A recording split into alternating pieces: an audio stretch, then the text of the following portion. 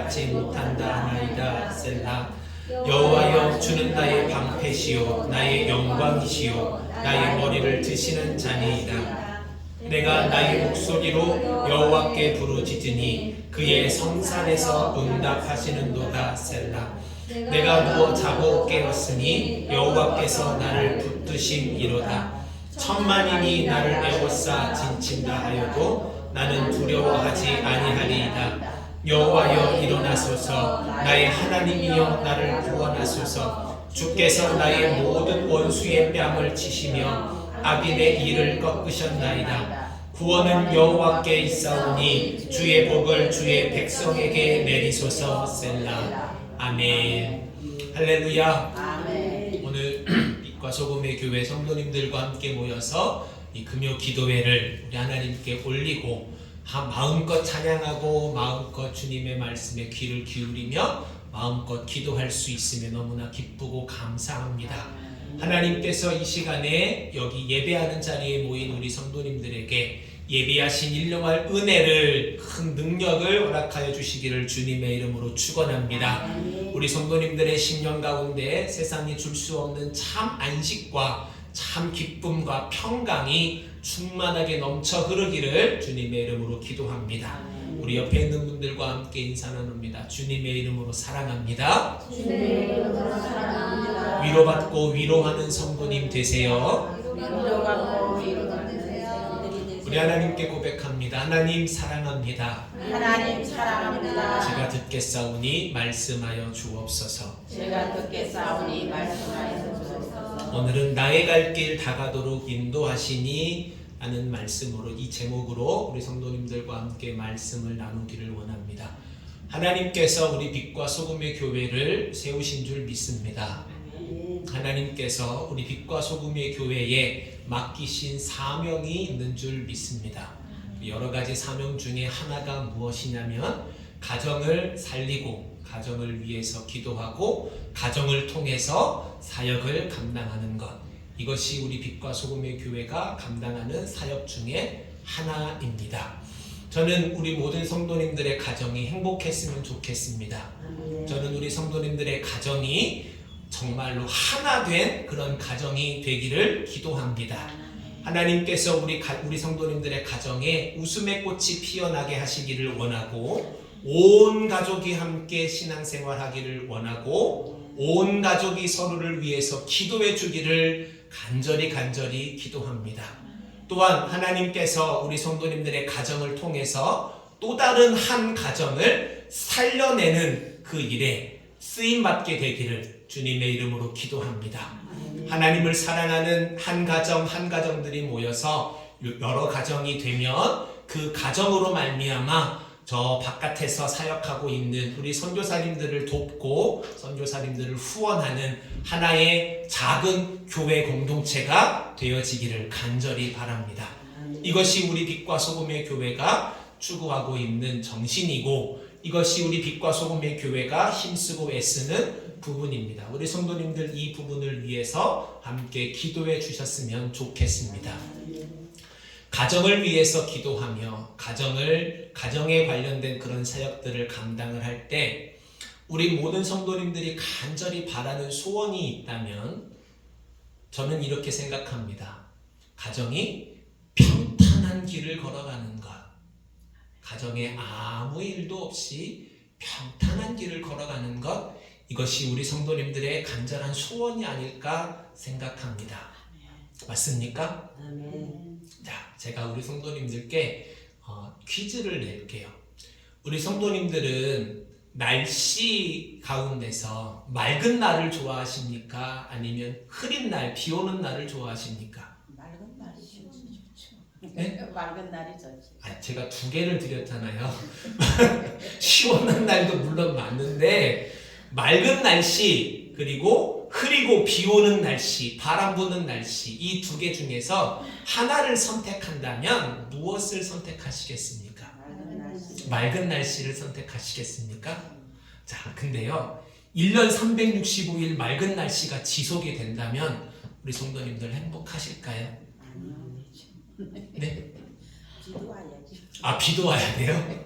바람도 불어야 되고, 그죠? 눈도 내려야 되고 그래서 우리나라가 살기 좋은 나라가 아닐까 싶습니다. 사계절이 뚜렷한 나라, 비도 강수량도 적당하여서 농사짓기 좋은 나라.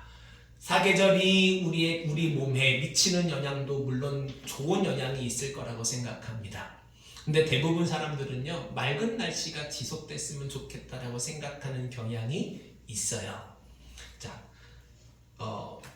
스페인 속담에 이런 속담이 있답니다. 저는 이제 메모하는 습관이 있는데 어디선가 뭔가 좋은 문구가 탁 들려진다, 마음에 드는 글귀가 있다 그러면 핸드폰에 딱 저장을 해놔요. 요 문구도 내가 어디서 뭔가를 보다가 탁 제 마음에 이게 감동이 와서 적어놓은 문구인데 우리 성도님들 요걸 한번 같이 읽어보시기를 바랍니다. 글씨 보이시면 같이 읽어주세요. 시작! 항상 맑으면 사막이 된다. 비가 내리고 바람이 불어야만 비옥한 땅이 된다. 이 무슨 말씀인지 무슨 말인지 우리 성도님들 그 의미를 아시겠습니까? 이게 무엇을 말하려고 하는 걸까요? 우리나라에도 비슷한 속담이 하나 있어요. 권영사님 뭐가 있을까요? 비슷한 속담이 있어요. 비 온 뒤에 땅이 굳는다. 네, 비가 온 뒤에 땅이 단단해진다는 말이에요. 이거는 무엇을 겨냥해서 지금 이야기를 하고 있는 걸까요? 고통의 시간이 필요하다, 필요하지 않다. 필요하다라는 것을 이야기하고 있는 겁니다. 우리에게 닥쳐오는, 우리가 삶을 살면서 맞닥뜨리는 그런 힘겨운 시간들, 어려움의 시간들, 고통의 순간들이 우리로 하여금 더욱더 강하게 만들고, 우리로 하여금 더욱더 행복하게 만들고, 우리로 하여금 우리의 입술 가운데서 울려나는, 우리의 입술로 고백되어지는 그 감사의 깊이와 크기가 점점 더 커지게 만든다라는 것을 이야기합니다. 우리 성도님들 믿으시면 아멘 하시기 바랍니다. 아멘이십니까? 아멘이십니까? 그럼 맑은 날만 계속 지속되기를 바랍니까? 아니면 때로는 비가 오는 것이 좋겠다라고 생각이 드십니까? 자, 우리 성도님들의 가정에다가 요걸 한번 빗대어 볼게요. 우리 가정에 아무 일도 일어나지 않고 평탄한 길을 걸어가는 거 좋다. 1번. 때로는 올라도 갔다가 때로는 내려도 갔다가 웃었다가 울었다가 희노애락이 우리의 가정에 다 있기를 바란다. 2번. 1번이십니까? 2번이십니까? 1번이죠. 네? 1번. 아니, 대답을 잘 하셔야 돼요. 1번이에요? 2번이에요? 1번. 어? 1번이요. 1번이요? 아무 일 없이 평탄하기를 바라십니까? 아멘. 저도 그랬으면 좋겠어요. 그랬으면 좋겠는데요. 자, 오늘의 말씀을 듣고 조금 뒤에 다시 한번 선택해 보시기를 바랍니다. 오늘 제가 우리 성도님들에게 소개시켜 드리고 싶은 찬송가가 있어요. 여기 다 이거 읽으실 필요 없습니다. 우리가 가지고 있는 찬송가에 기록된 찬송가의 목록이에요. 찬송으로 보답할 수 없는 큰 사랑, 예수 나를 위하여 십자가를 질 때 너 인내하신 구세주여, 예수를 나의 구주로 삼고 기도하는 이 시간, 나의 갈 길 다가도록, 오늘 우리가 같이 한 그런 찬양 그 설교 제목이죠. 나의 갈 길 다가도록 예수 인도하시니, 오 놀라운 구세주 예수 내 주, 나의 주 예수 넓은 품에 나의 영원하신 기업 생명보다 귀하다. 이런 찬송가들이요, 우리가 가지고 있는 찬송가에 수록이 되어 있거든요. 자, 이 찬송가들의 공통점이 있습니다. 뭘까요? 이거 맞추시면 정말 대단하신 분이세요. 못 맞출 거라고는 생각은 하는데 맞추시면 제가 진짜 대단하신 분 이렇게 엄지척 해드릴게요. 이 찬송가들의 공통점이 있습니다.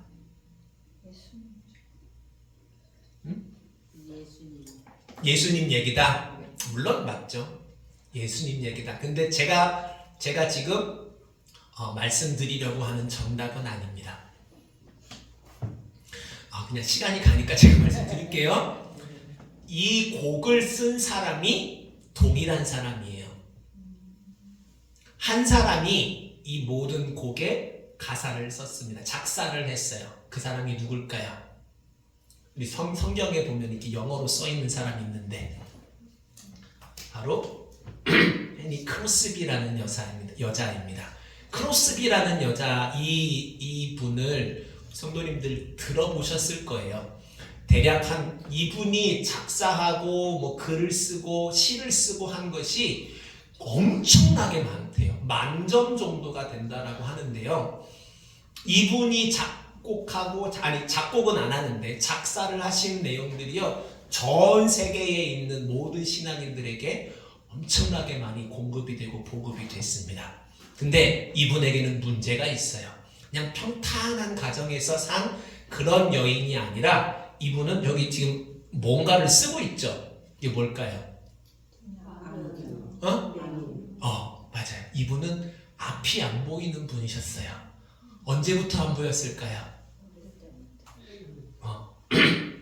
언제부터 안 보였냐면 6살 때부터 앞이 보이지 않았답니다. 6살 때 너무 아파가지고 병원에 갔는데 의사가 돌팔이었나 봐요. 의사가 치료를 잘못해서 한순간에 시력을 잃어버렸대요. 부모가 소송을 걸려고 이 의사를 잡으려고 막 달려갔는데 결국 그 의사는 도망가 버리고 찾지도 못하고 어린 나이에 시력을 잃어버렸어요. 자, 시력을 잃어버린 사람은 이 세상을 살기가 좋을까요? 좋지 않을까요? 엄청나게 불편하죠. 그 중에 뭐가 불편하냐면요, 바로 이 사람들의 시선이 엄청나게 불편합니다. 내가 앞이 보이지 않잖아요, 그쵸? 앞이 보이지 않으면 뭐가 발달하냐면요, 이 귀가 굉장히 많이 발달합니다. 귀가 발달이 되다 보면 주변에 있는 사람들이 나 자신을 내가 지금 앞을 보지 못하는 상태에서 길을 걸어가고 있을 때 사람들이 나를 어떻게 바라볼지 너무나도 이 피부에 와닿게끔 느껴지는 거예요. 사람들의 숨소리, 한숨소리, 목소리만 들어도 지금 사람들이 나를 어떤 시선으로 바라보고 있다는 게 너무나도 와닿으니까 정말 이게 심각한 사람들은요, 바깥을 나가지도 못합니다. 그게 너무 부담스럽고 두려워서요. 이런 고통을 몇 살 때부터 안고 살았다고요? 6살 때부터 안고 살았어요. 근데 이 여인이, 이 크로스비 여사가 정말 하나님의 은혜로 좋은 사람을 만나서 결혼을 합니다. 결혼을 하는데요, 문제는 뭐냐면 이 아이는 아니에요. 이 아이는 아닌데 하나님께서 이 크로스비 여사에게 주신 그 귀한 딸이, 눈에 넣어도 아프지 않은 딸이 그만 목숨을 잃고 말아요. 자녀를 잃어버립니다. 한순간에 가정이 평안했던 그 가정이 풍비박산이 난 거예요. 이 크로스비 여사도 너무 상심이 크고 마음이 아파서 한동안 말을 잃어버렸을 정도라고 합니다. 여기 자녀를 잃은 부모의 심정이 어떨지 단적으로 보여줄 수 있는 조그마한 사진을 하나 가지고 왔는데, 여기에 있는 이 남자분도 한국에 나와서 이제 일하는 노동자인데요, 비보를 듣습니다. 자신의 딸이 사망했다는 이야기를 들어요. 근데 이 아빠가 충격이 얼마나 컸냐면 살아있을 때 이 아이의 영상을 수백 번도 넘게 돌려서 본답니다. 사회생활 할 수 있을까요? 사회생활이 쉬울까요? 없죠. 일할 의욕이 나겠습니까? 밥을 먹고 싶은 생각이 들겠습니까? 뭔가를 잘해보고 싶은 그런 마음이 생길까요? 아무런 의욕도 욕심도 의지도 없어버린 그런 상태가 되어버리는 거예요. 쉽게 잊혀지지 않는 겁니다. 특히나 내가 사랑하는 자녀가 목숨을 잃어버린다면. 이런 고통을 누가 겪었냐면 크로스비 여사가 겪은 거예요. 자, 6살 때부터 시력을 잃어서 사람들의 시선과 그런 따가움이 너무너무나도 많은 고통을 받았던 그런 여인, 자신의 사랑하는 딸을 잃어버려서 세상이 다 무너진 것 같은 그런 고통을 당했던 여인이 세상을 비관하고 그냥 될 대로 되라고 살아도 누구 하나 뭐라고 말하지 않을 텐데, 이런 여인이 어떻게 보면 이 여인만의, 다른 사람들은 알지 못하는 이 여인만의 어떤 특별한 은혜가 있었을 거라고 저는 생각합니다. 그 부분에 대해서는 정확하게 기술이 되거나 그러지는 않았어요. 근데 이 여인이요, 정말 자신의 삶 가운데서 경험했던 그런 모든 아픔들, 그리고 하나님께서 나에게 주신 그 은혜들을 글로 적기 시작합니다. 글로 적기 시작하고 표현하면서 많은 찬송들을, 많은 찬송시들을 작사하게 되었어요. 이 사람이 고백하는 얘기를 한번 들어보시기를 바랍니다. 내가 진실로 내가 믿기는, 내가 육체적으로 어둠 속에서 살아야 한다는 것은 하나님의 찬양을 위함이요, 다른 사람들로 하여금 찬양케 하기 위한 하나님의 뜻이라고 믿는다. 만약 나의 육신에 눈을 떠서 세상의 것으로 장애를 받았다면 내 어찌 그토록 많은 찬송시를 쓸 수 있으리요 라면서 인생이 그다지 길지 않기에 설교를 읽지 않는 사람들에게 노래를 알게 하련다 라고 말했다고 합니다. 이게 이 사람의 신앙의 고백이에요. 자, 저는 우리 성도님들에게 질문을 드립니다. 어떻게 보면 좀 불편한 질문일 수 있습니다. 우리 성도님들 오해하지 마시고 이 질문을 깊게 생각해 보시기를 바랍니다. 만약에 이 여인이 어렸을 적에 시각을 잃어버리지 않고 자신의 딸을 잃어버리지 않았다면 이만한 신앙의 고백을 할 수 있는 사람이 되었을까요?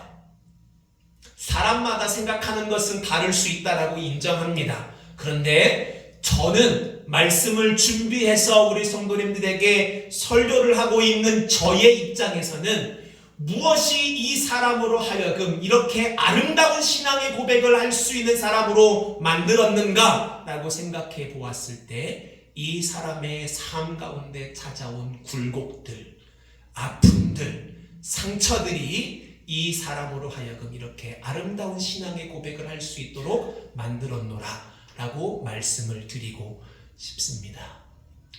혹시나 제가 이렇게 말씀을 드리는 것이 불편하신 분들도 있을 거라고 생각해요.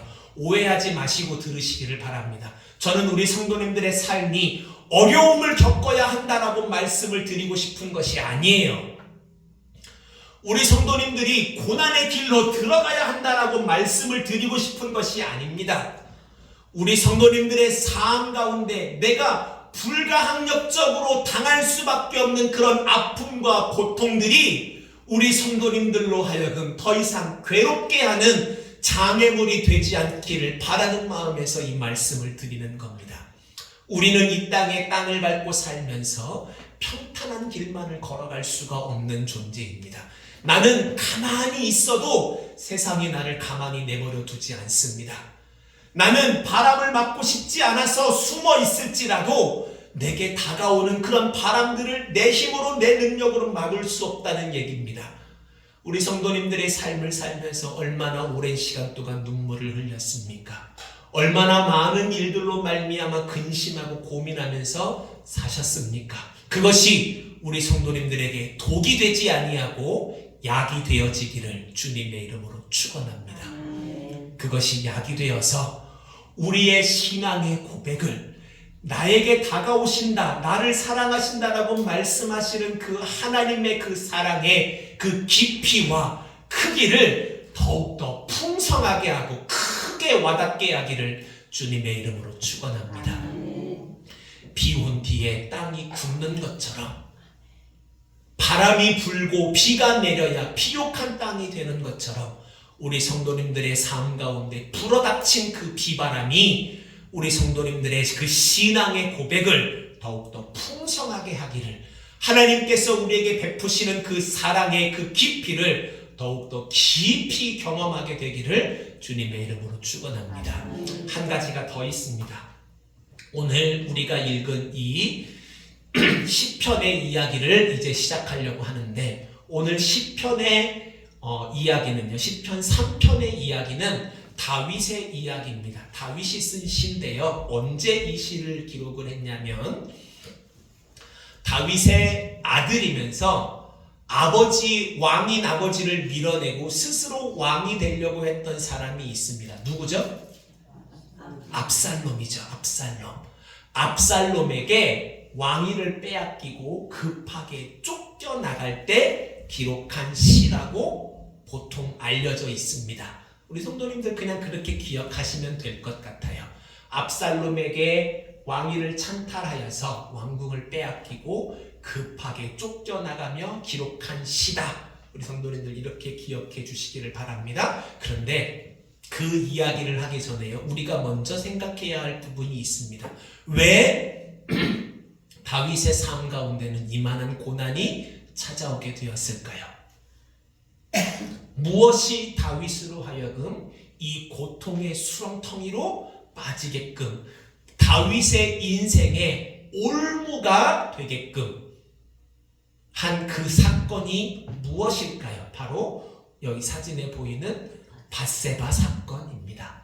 밧세바 사건, 즉 죄의 문제가 다윗의 삶 가운데 걸려 있다는 거예요.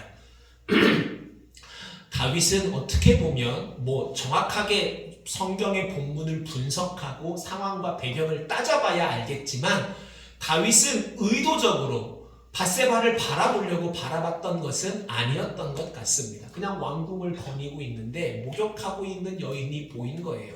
한순간에 눈이 뒤집히고 정욕이 발동되어서 그 여인을 품은 겁니다. 그 여인을 품은 거예요.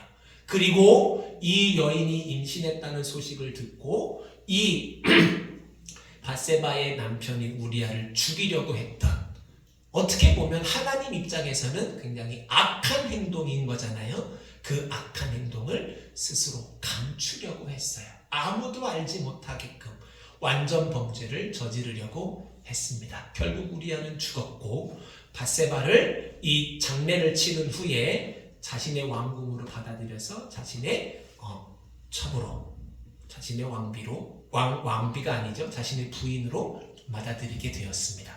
아무도 알지 못했어요. 아무도 알지 못하고 드러난 것이 아무것도 없었습니다. 근데 누가 찾아오냐면 나단이 찾아옵니다. 나단이 찾아와서 당신이 그 사람이다.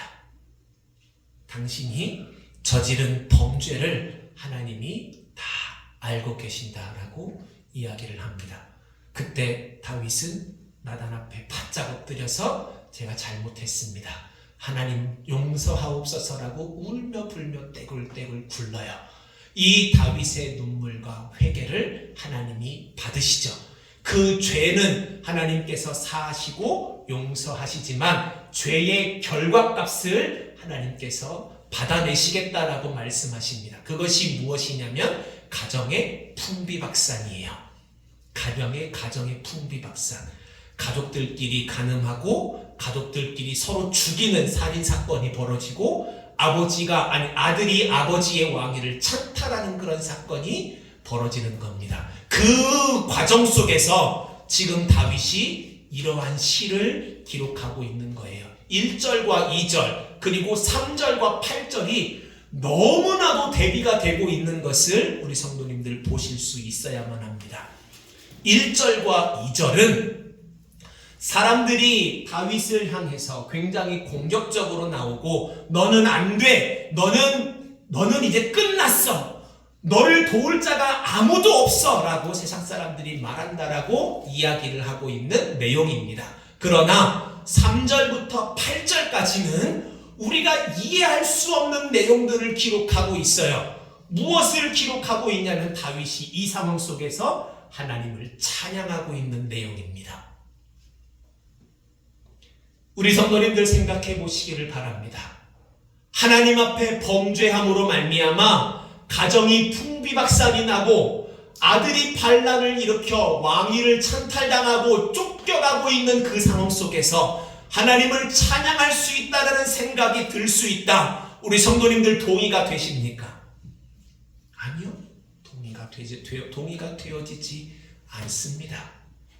동의가 되어지지를 않습니다.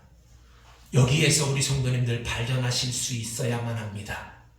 정말로 이 가운데 감추어진 놀라운 신비와 놀라운 은혜를 우리 성도님들 발견할 수 있으셔야만 합니다. 다윗은 이 순간에 무슨 생각을 했을까요?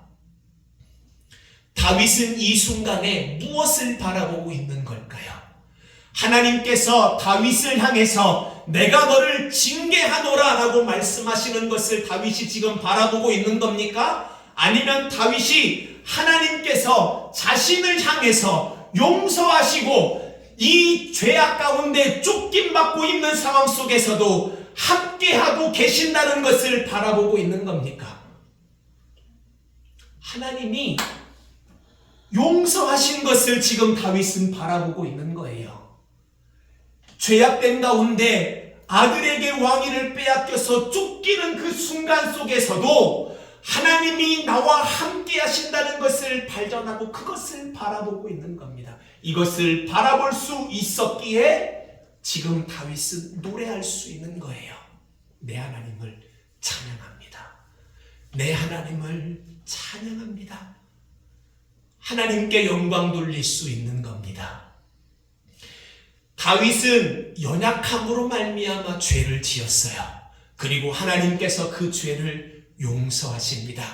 내가 연약함 가운데 넘어져서 죄를 지었다면 도리어 하나님과 관계가 멀어지고 하나님을 향해서 내 고개를 돌리고 하나님에게서 떠나는 삶을 살아야 하는 것이 마땅하고 맞지만 하나님 없이 나 혼자서 살아내는 그런 삶을 살아야 하는 것이 맞지만 하나님께서 나를 버리지 않으시고 나를 품에 안아주셨고 그 상황 속에서도 나와 함께 계셔 주시는 것을 도움으로 말미암아 노래할 수 있었던 것을 우리 성도님들 믿으시기를 바랍니다.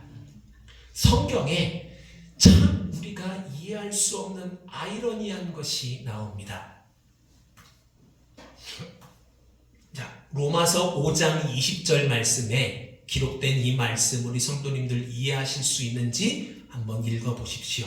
죄가 더한 곳에 은혜가 더욱 넘쳤나니. 이게 말이 됩니까?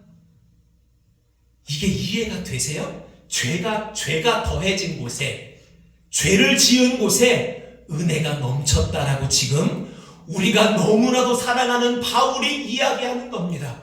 우리 성도님들 이 말씀 이해하시면서 읽으시는 겁니까? 반응이 없으면 제가 그 다음은 어떻게 해야 되죠? 고은혜 권사님 이 말씀 이해가 되세요? 죄가 있는 가운데서도 은혜가 있다는 거예요. 죄가 있는데 어떻게 은혜가 있어요? 그 죄 가운데서 은혜를 찾는 거죠. 하나님은 죄가 있는 곳에 함께 하셔요, 못 하셔요? 안 하지. 죄는 따로, 은혜는 따로. 아, 죄는 따로, 은혜는 따로예요? 자, 우리 성도님들 이 말씀을 이해할 수 있어야 지금 오늘 다윗이 노래하고 있는 것을 이해할 수 있는 거예요. 권사님 말씀하신 부분들 정말로 정확하게 바라보신 거예요. 죄는 하나님께서 너무나 싫어하시고 미워하십니다. 거룩하신 하나님, 공의로우신 하나님이시기 때문에 어두운 예는 하나님께서 함께 하시지 않고 죄는 가만히 내버려 두시지 않으십니다. 하나님께서 그러나 죄를 미워하시는 것만큼이나 우리를 사랑하시고 계심을 성도님들 바라보실 수 있기를 주님의 이름으로 축원합니다. 하나님께서 죄를 미워하시는 만큼이나 우리를 사랑하신다라고 말씀하시는데 그 사랑의 크기가 얼마큼 크냐면 자기 목숨을 버릴 만큼 우리를 사랑하신다는 것. 예수 그리스도께서 이 땅에 육신을 입고 찾아오셨습니다. 왜요? 저 하늘에 있으면 모든 천사의 찬송을 받으며 영원토록 계실 수 있는 그 하나님께서 왜 모든 영광을 버리고 이 땅에 육신을 입고 찾아오셨습니까? 무엇을 감당하시기 위해서요? 우리의 죄를 담당하시기 위해서 이곳에 오신 줄 믿습니다. 아멘. 우리는 하나님의 은혜를 입은 자라고 말하지만 제가 장담합니다. 우리는 죽을 때까지 죄를 떠날 수 없는 그런 존재들입니다. 그것을 우리는 연약함이라고 이야기해요. 우리는 연약하기 때문에 내가 아무리 발버둥치고 몸부림쳐도 내 안에 있는 정욕을 이길 힘이 없고요. 내가 아무리 몸부림쳐도 달콤한 것을 바라보면 먹고 싶은 욕심이 생기고요. 내가 아무리 노력하고 발버둥쳐도 내 눈앞에 내게 이득이 되는 것이 있으면 욕심이 생길 수밖에 없습니다. 내 마음을 아프게 하는 사람이 있으면 미워할 수밖에 없고요. 미워하는 마음이 생기면 내 입술 가운데서 거친 소리가 나갈 수밖에 없습니다. 그게 우리 인생이에요. 그게 우리의 연약함임을 우리 성도님들 인정하시기를 바랍니다.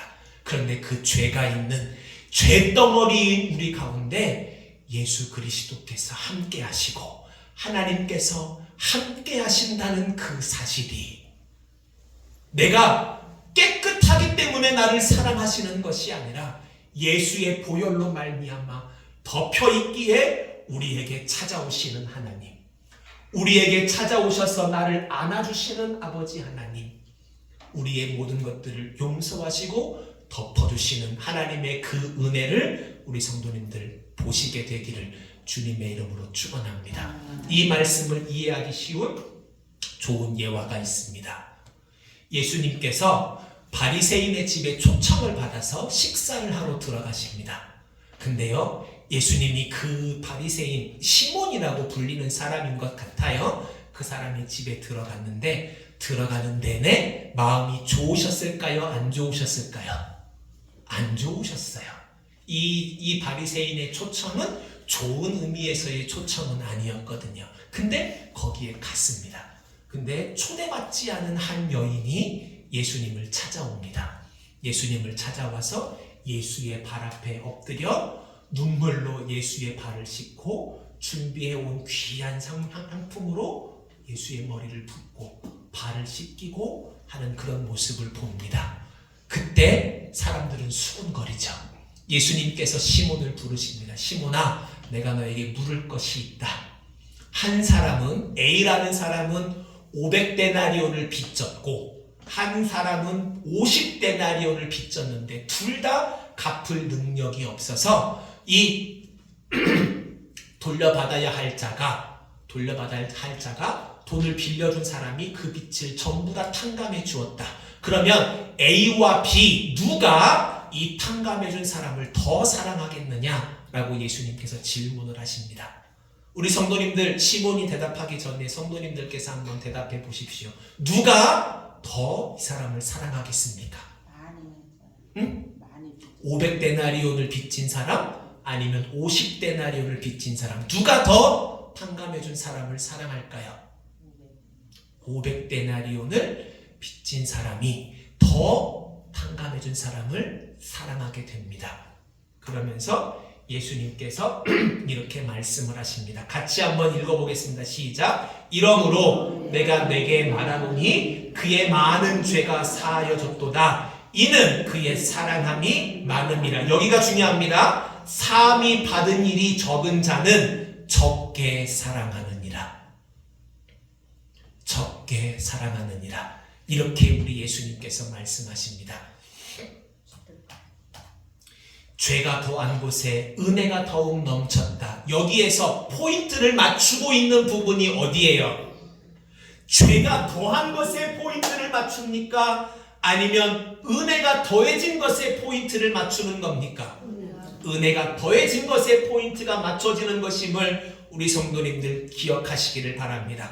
은혜가 더욱더 더하여졌다, 넘쳤다는 것은 무엇을 말하는 거예요? 하나님의 용서가 거기에 있다는 거예요. 자, 이제 우리가 읽은 본문으로 한번 돌아가 보겠습니다. 다윗은 시편 3편을 기록하면서 1절과 2절은 자기 자신의 상황과 형편, 정말로 온갖 약한 것으로 덕지덕지 덮여서 죄악으로 덮쳐서 너 이제 끝났어, 하나님은 너와 함께하지 않아 라고 말하는 소리들을 기록하고 있는데 3절부터 8절은 노래하고 있는 것들을 기록하고 있습니다. 하나님을 사랑합니다. 하나님의 은혜가 내게 넘칩니다.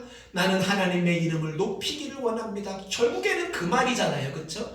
하나님 사랑합니다라는 그 이야기예요. 이렇게 노래를 할 수 있었던 이유가 무엇이냐면 다윗의 삶 가운데 덕지덕지 붙어 있었던 그 모든 죄악들을 용서하시는 하나님의 그 은혜가 다윗 가운데 있음을 다윗이 알므로 그 상황 속에서도 노래할 수 있었던 것임을 우리 성도님들 믿으시기를 바랍니다.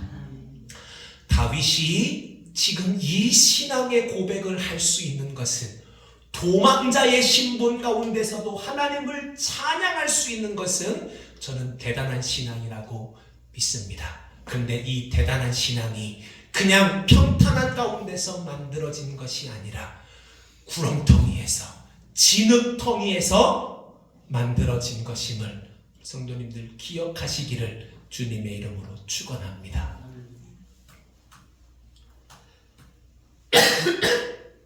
자, 처음에 크로스비 여사의 그런 모습, 앞을 보지 못하고 다음에 사랑하는 딸이 목숨을 잃은 그 모습, 그것 하나, 다윗이 범죄함으로 말미암아 하나님 앞에 씻을 수 없는 잘못을 저지른 것, 즉 죄를 짓는 것 하나, 이 두 가지를 하나의 단어로 딱 묶어버린다면 이 단어를 선택할 수 있을 것 같아요. weakness. 같이 해볼까요? weakness. weakness라는 말을 여러 말로 번역을 할 수 있지만 저는 우리 성도님들에게 이렇게 번역하기를 원합니다. 연약함이다. 연약함. 내가 이 땅에 살면서 육신의 연약함을 가지고 살아갑니다. 환경의 연약함을 가지고 살아갑니다. 상황의 연약함을 가지고 살아갑니다. 관계 가운데 연약함을 가지고 있습니다. 유혹에 너무 이길 수 없는 그런 연약함을 가지고 있습니다. 하나님께서 우리의 눈에 보이지 않는 것에 대해서 믿음의 연약함을 우리는 가지고 있습니다. 그 연약함이 우리에게 덕지덕지 붙어 있는 것을 우리 성도님들 기억하십시오. 그러나 이 연약함과는 상관없이 하나님은 우리와 동행하여 주신다는 사실.